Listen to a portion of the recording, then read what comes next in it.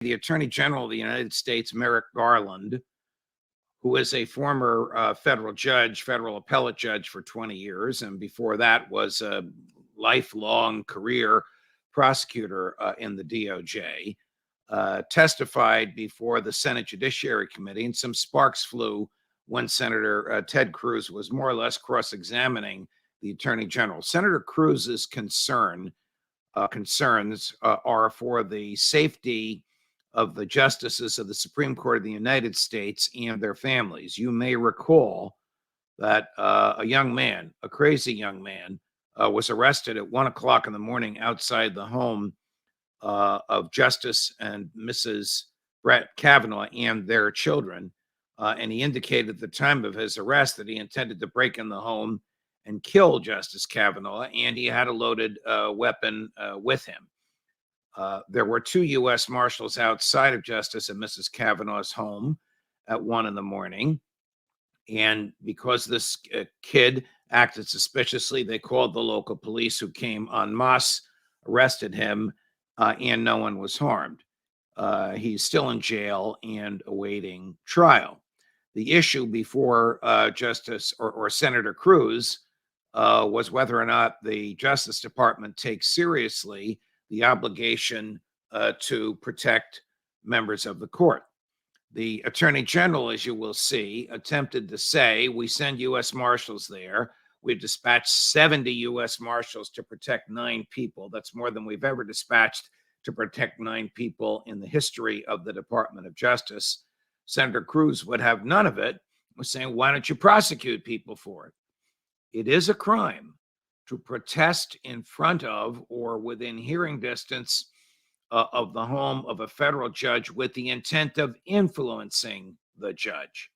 I suppose you could stand there with a sign saying Kavanaugh is a dope, or Kavanaugh voted wrong on the Dobbs case. But to scream and shout in an effort to intimidate the judge or justice or affect his or her vote before it's cast is a federal crime for which no one has been prosecuted. And that's something that the Attorney General was reluctant to say. So this is a little difficult to watch because it's very contentious. But here is Senator Cruz pandering to the crowd back home, I think, but making a very good point, as only he can, that the Attorney General is not doing his job. Take a listen.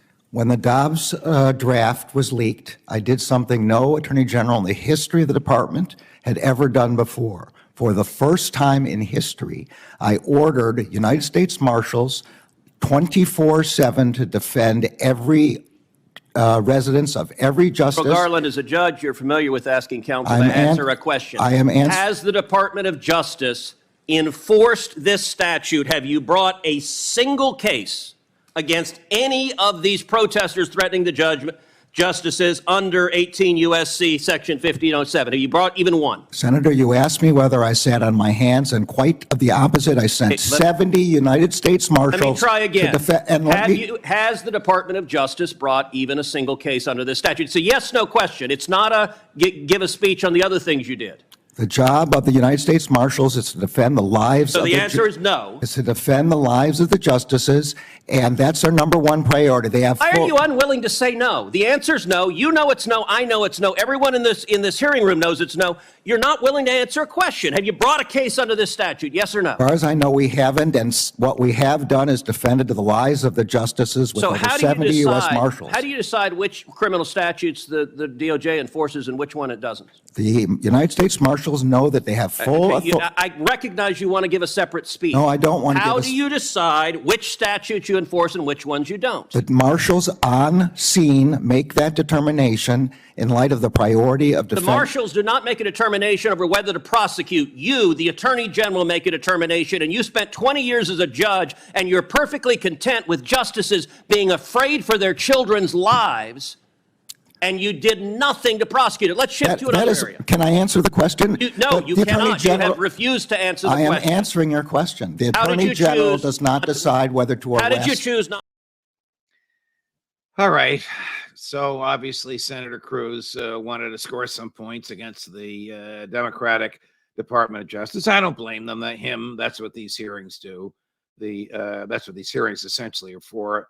The Attorney General was, I thought, a model of patience and decorum. It's very difficult to have somebody badger you, ask you questions, and not let you answer the way you want to answer. That would never happen in a courtroom. However, Senator Cruz is correct. It is not the job of U.S. Marshals, or basically cops in plain clothes, at the scene to decide whether or not to prosecute. They make a determination of whether they have observed anybody committing a crime. The only person that they observed committing a crime was this nut that was arrested at 1 a.m. outside Justice and Mrs. Kavanaugh's home. The other justices whose homes have been picketed, the 6 conservative justices, not the 3 liberals, who have had picketers outside their homes with yelling and screaming. The marshals have quieted the people down and sent them home. They haven't arrested anybody. The decision to arrest is made at the scene by the cop, or in this case, by the U.S. Marshal. Here's where Senator Cruz is correct. The decision to prosecute is made in the quiet of the DOJ offices after they read the reports of what happened at the scene and assess whether or not this is a case worth prosecuting, and decide whether or not they have enough evidence to get an indictment and to prove guilt beyond a reasonable doubt and to a moral certainty to a jury. The decision to prosecute is also made based upon the rational assessment of resources. What do I mean? Some prosecutions are more important than others, and the resources of the DOJ may be stretched so thin that this is not something they want to prosecute now. As well, sometimes victims don't want the court or don't want the DOJ to prosecute. Was anybody victimized here?